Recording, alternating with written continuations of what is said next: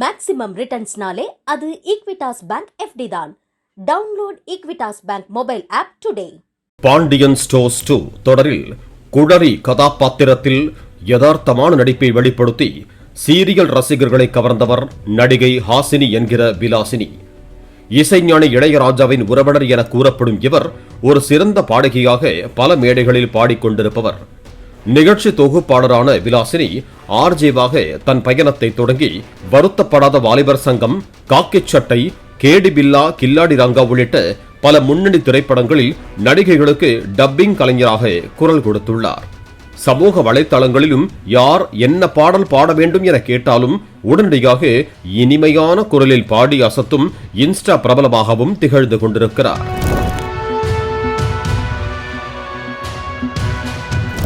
அதேபோல ஆர்ஜே, தொகுப்பாளர், மிமிக்ரி கலைஞர், நடிகர் என பன்முகம் கொண்டவர் ஆதவன். தனியார் தொலைக்காட்சியின் கொஞ்சம் நடிங்க பாஸ் என்கிற நிகழ்ச்சியின் மூலம் பிரபலமானார். சில படங்களிலும் நடித்திருக்கிறார். சமீப காலமாக சமூக வலைதளங்களில் சர்ச்சைக்குரிய கருத்துக்களை தெரிவித்து சர்ச்சையில் சிக்கி வந்தார் ஆதவன். சூப்பர் ஸ்டார் ரஜினிகாந்தின் தீவிர ரசிகரான இவர் முதலமைச்சர் விஜயை விமர்சித்து பேசி அவரது ரசிகர்கள் மத்தியில் வெறுப்பை சம்பாதித்தார். இந்நிலையில் சின்னத்திர நடிகை விலாசினி தன்னுடைய கையில் குழந்தையுடன் ஆதவனோடு ஜோடியாக போஸ் கொடுத்திருந்தார். இவர்கள் இருவரும் தங்களின் குழந்தையின் முதல் பிறந்தநாளை கொண்டாடிய போது எடுக்கப்பட்ட புகைப்படம் என குறிப்பிட்டு இணையத்தில் வைரலாக்கி வந்தனர். இதை பார்த்த பலரும் இவர்கள் இருவரும் ரகசிய திருமணம் செய்து கொண்டார்களா என கேள்வி எழுப்ப தொடங்கினர். நடிகை விலாசினி ஏற்கனவே சாய் ஞானப்பிரகாஷ் என்பவரை மணந்தார். ஆனால் 2019 அவரை பிரிந்துவிட்டார்.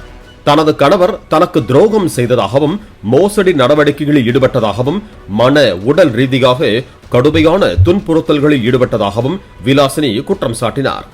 மேலும் அவர் தன்னையும் தனது பெற்றோரையும் மிரட்டி பணம் பறித்ததாகவும் அதனால் சாய் ஞானப்பிரகாஷை பிரிந்ததாகவும் ஏற்கனவே கூறியிருந்தார்.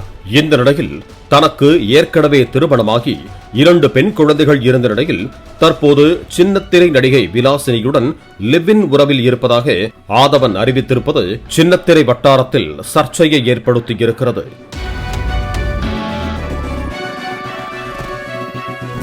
சில மாதங்களுக்கு முன்பு நடிகை விலாசினியும் நடிகர் ஆதவனும் ரகசியமாக 2வது திருமணம் செய்து கொண்டதாக சமூக வலைதளங்களில் காசிப் பரப்பப்பட்டது.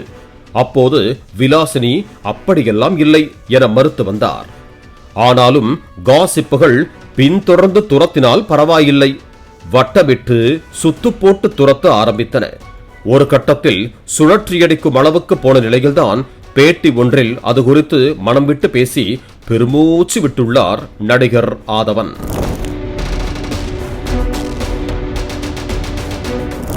தானும் விலாசினியும் 2வது திருமணம் செய்து கொள்ளவில்லை என்றும் லிவ் இன் உறவில் இருப்பதாகவும் தனது குழந்தைகளும் தங்களுடன் இருப்பதாகவும் ஆதவன் கூறி இதனை வெளியில் சொல்ல எங்களுக்கு எந்த வெட்கமும் இல்லை என்றும் அவர் பேசியிருக்கிறார்.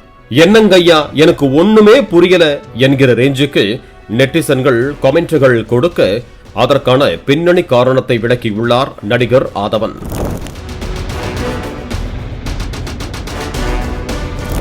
இன்ஸ்டாவில் குழந்தையுடன் இருந்த போட்டோவை எடுத்து அவர்களே கண்டுபிடித்து விட்டது போல அம்பலமாக்கிவிட்டது என சமூக வலைதளங்களில் செய்தி பரப்பிவிட்டார்கள் என கிண்டலடித்த ஆதவன் இன்ஸ்டா போட்டோ வெளியானது குறித்து பேசும்போது 2வது மகள் பர்த்டே பங்கனுக்கு இயக்குனர் பாக்யராஜ் சார் எல்லாம் வந்திருந்தார். முதல் மனைவியோடு வாழும் போது மூத்த மகளின் பிறந்தநாளை சிறப்பாக கொண்டாட முடியவில்லை. எனவே 2வது மகளின் பிறந்தநாளையாவது சிறப்பாக கொண்டாட வேண்டும் என முடிவெடுத்தேன். அதற்காக எனது மூத்த மகளையும் அதே போன்று நன்றாக ஆடைகளை உடுத்தி டெக்கரேட் செய்து ரொம்பவும் நெருக்கமான சர்க்கிளில் உள்ளவர்களை மட்டும் அழைத்திருந்தோம். நண்பர்கள் எல்லோரும் வந்திருந்தார்கள். அனைவரும் மகிழ்ச்சி. ஆனால் எப்படி இப்படி செய்யலாம் என சிலர் கேள்வியும் எழுப்பினார்கள் என்றவர் தன்னை பர்சனலாக விமர்சித்து வீடியோ வெளியிட்ட பயில்மான் ரங்கநாதன் போலவும் மிமிக்ரி செய்து ரிவெஞ்ச் எடுத்தார். ஆதவன் ஏற்கனவே இருக்கும் மனைவியை விவாகரத்து செய்யாமலேயே இந்த பெண்ணை திருமணம் செய்துள்ளார் என கூறியிருந்தார். நான் கல்யாணம் எல்லாம் பண்ணவில்லை, கல்யாணம் செய்தால் அஃபென்ஸ், அவராக அப்படி சொல்கிறார் என தெரிவித்தேன். இது எங்களது பர்சனல், நாங்கள் இருவரும் சேர்ந்து எங்கள் வாழ்க்கையை கையாள முடிவெடுத்து விட்டோம். இதை பற்றி பெரிதாக சொல்ல எதுவும் இல்லை என்றவர் தனக்கும் விலாசினிக்குமான காதல் தொடங்கியது குறித்தும் பேசியுள்ளார். முதலில் நான் பணியாற்றிய அலுவலகத்தில் என்னுடன் பணியாற்றியவர்தான் விலாசினி. இரண்டாவது மனைவி வீட்டை விட்டு தனியாக வாழும் போதுதான் இருவரும் சேர்ந்து வாழ முடிவெடுத்தோம். லைஃப் என்பது ஒரு தடவைதான், மறு ஜென்மம் அடுத்த ஜென்மத்துல பார்க்கலாம் என்பதெல்லாம் கிடையாது. இருக்கிற வாழ்க்கையை எவ்வளவு அழகாக மாற்றிக்கொள்ள வேண்டுமோ அந்த அளவுக்கு மாற்றிக்கொள்ள வேண்டும். மிஸ் பண்ணின நினைவுகள் திரும்ப வராது. அதனால் என்னுடைய வாழ்க்கையில் இது தேவைப்படுகிறது என முடிவெடுத்தேன். அவ்வளவுதான். விவாகரத்து ஆனதும் நிச்சயமாக திருமணம் செய்து கொள்வோம், அனைவரையும் அழைக்கிறேன் என குதூகலத்துடன் கூறியுள்ளார்.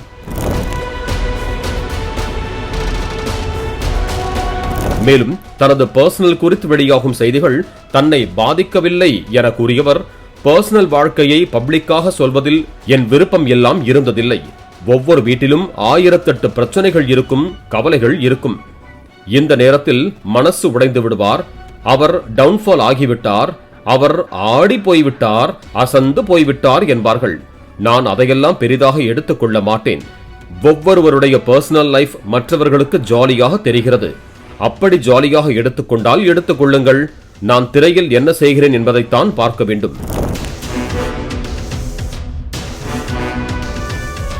தேர்தலுக்கு முன்னால் விஜய் சாரை பற்றி பேசி சம்பாதிக்கிறேன் என்றார்கள், பாலாவை பற்றி பேசி சம்பாதிக்கிறேன் என்றார்கள்.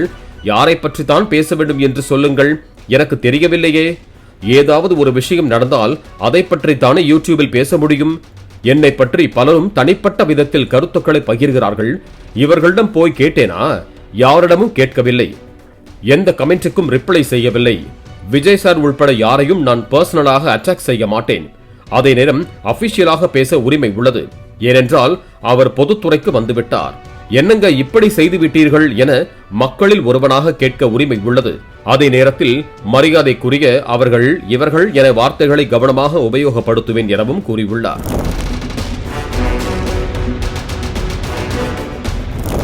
இதுவரை இரண்டாவது திருமணமா என பலரும் பர்சனலை சீண்டும் விதமாக நெட்டிசன்கள் கேட்ட கேள்விகளுக்கு ஆமாம் கொஞ்சம் விடுங்க பாஸ் என்கிற ரீதியில் பதிலடி கொடுத்திருக்கிறார் ஆதவன். இவரது பேச்சுக்கள் சமூக வலைதளத்தில் பரவி விவாதங்களை ஏற்படுத்தி வருகிறது. மேக்ஸிமம் ரிட்டர்ன்ஸ்னாலே அது ஈக்விட்டாஸ் பேங்க் எஃப்டி தான். Download Equitas bank mobile app today. Play store மற்றும் ஆப் ஸ்டோரில் இருந்து பாலிமர் செயலியை QR கோடு மூலம் பதிவிறக்கம் செய்யுங்கள். செய்திகளை உடனுக்குடன் பெறுங்கள்.